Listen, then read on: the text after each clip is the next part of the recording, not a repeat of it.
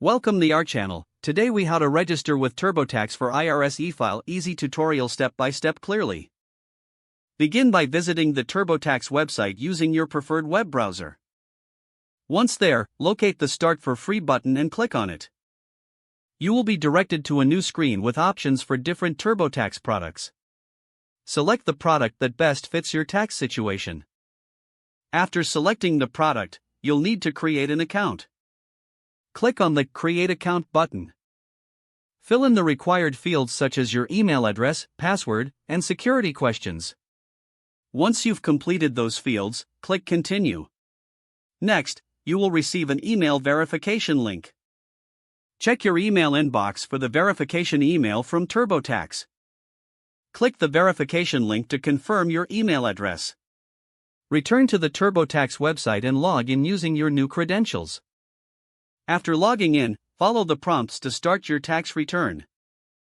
You will be asked to provide personal information, including your filing status and dependents. Continue entering your income information as requested.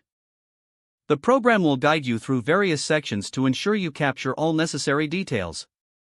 As you progress, TurboTax will automatically check for potential deductions and credits.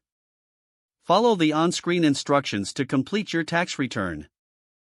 Once finished, you'll be prompted to e-file your return. Review your return carefully to ensure all information is accurate. If everything looks good, proceed to the e-file section. You may need to provide additional details, including your bank account information for direct deposit. Finally, submit your return.